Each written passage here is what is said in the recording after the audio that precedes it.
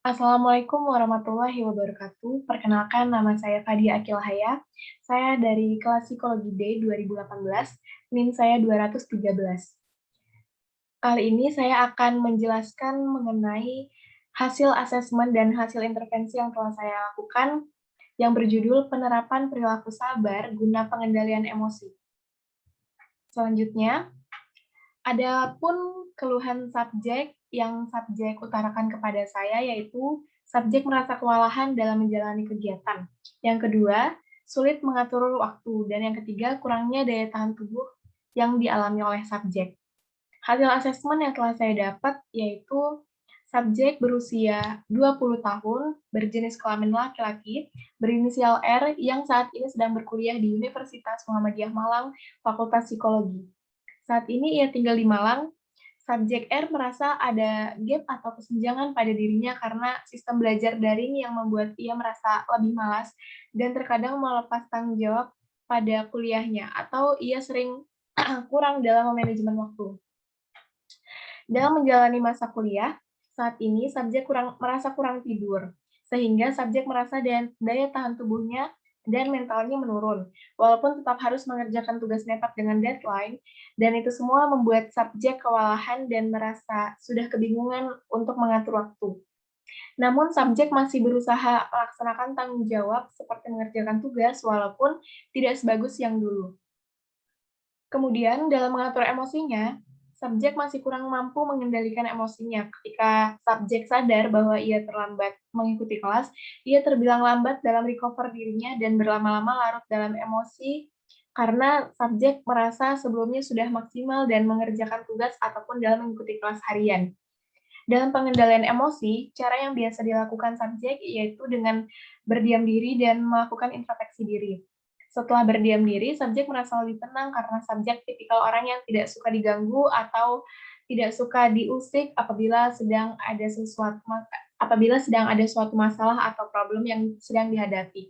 Jadi di sini hasil asesmen yang saya dapat adalah subjek terkadang masih belum bisa mengatur emosinya, mengendalikan emosinya ketika ia dihadapkan dengan situasi atau kondisi yang membuat ia itu berlarut dalam emosi tersebut, seperti terkadang ia tidak masuk kelas atau terkadang ia lupa mengerjakan tugas. Subjek sering mengeluh emosi atau enggak ia sering diam sendiri karena merasa kepikiran, karena sebelum adanya COVID-19, subjek selalu bisa mengendalikan dirinya, mengatur waktunya untuk mengerjakan tugas. Dengan adanya COVID-19 ini, yang semua harus dilakukan secara online, subjek merasa belum bisa mengatur waktu dan menyeimbangkan dirinya, belum bisa menyesuaikan dengan kondisi saat ini. Seperti itu. Untuk selanjutnya, adapun asesmen yang saya lakukan yaitu menggunakan wawancara dan self report. Wawancara ini saya lakukan secara online atau melalui telepon yang terhubung langsung dengan subjek. Kemudian self report ini saya berikan kepada subjek lembar atau kertas dalam kurun waktu 1 sampai 2 minggu. Kemudian subjek di situ menuliskan kegiatan apa yang sehari-hari subjek lakukan, kemudian bagaimana apabila ada suatu kondisi atau permasalahan eee, yang pada hari itu subjek alami, kemudian ia tuliskan permasalahan apa yang ia hadapi dan konsekuensi subjek dalam menangani masalah tersebut seperti apa di lembar self report tersebut. Kemudian untuk intervensi. Target perubahannya di sini saya merujuk kepada subjek dapat sabar dalam melakukan berbagai macam kegiatan. Kemudian untuk strategi intervensinya, saya menggunakan intervensi kesabaran, yang merupakan intervensi yang dapat digunakan untuk mengatur hati dan perasaan saat tidak dapat mengontrol diri. Kemudian ada prosedur dari intervensi yang telah saya lakukan, yaitu sesi pertama adalah identifikasi pengenalan diri. Sesi kedua adalah pemberian ceramah mengenai teori-teori kesabaran. Kemudian sesi ketiga ada menemukan hikmah dari setelah diberikan ceramah mengenai teori-teori kesabaran. Kemudian sesi 4 ada evaluasi. Evaluasi ini merupakan sesi terakhir yang saya lakukan dengan subjek. Kemudian di sini ada penjelasan terkait sesi-sesinya. Yang pertama, sesi 1, identifikasi pengenalan diri. Di sini saya membantu subjek untuk melakukan pengenalan terhadap dirinya sendiri.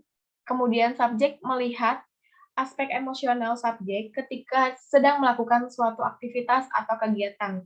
Misalnya, ia saat itu sedang menjalani rapat, kemudian bertabrakan dengan jadwal kuliah, kemudian apa yang ia rasakan, apa yang ia dapatkan di dalam hati ketika subjek memiliki jadwal waktu yang bertabrakan seperti itu.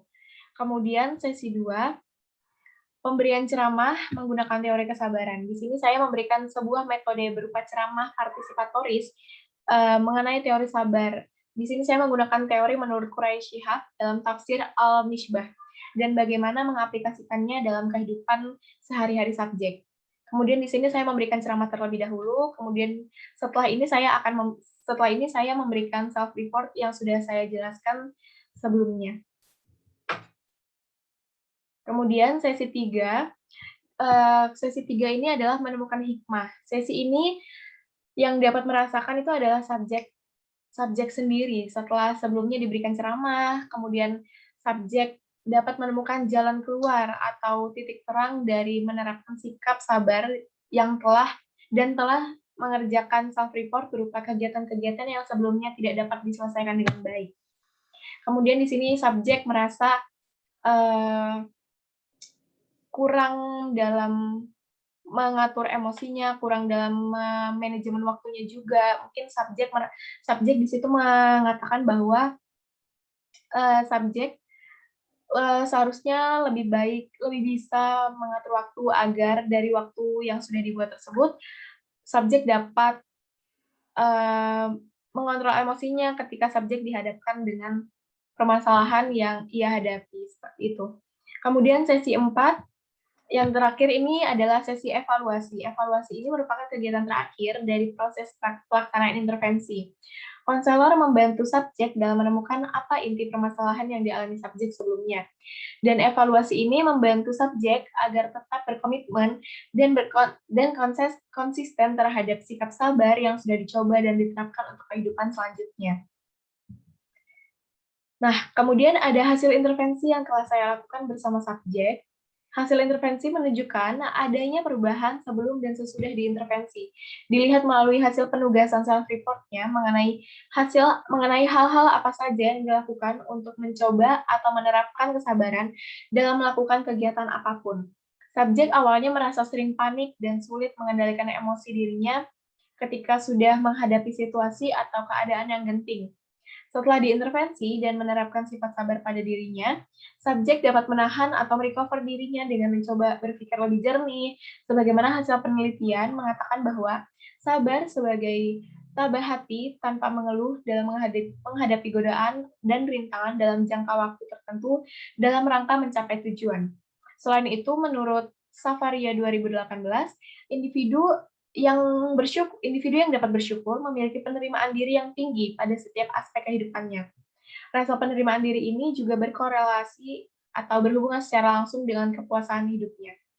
Dari dua hasil penelitian tersebut, maka subjek bisa dikatakan berhasil dalam menerapkan sifat-sifat sabar, perilaku-perilaku sabar di dalam dirinya untuk kegiatan sehari-harinya.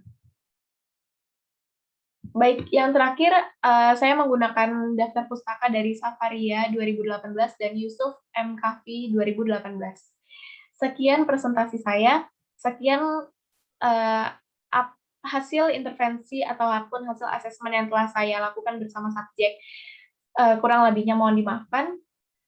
Assalamualaikum warahmatullahi wabarakatuh.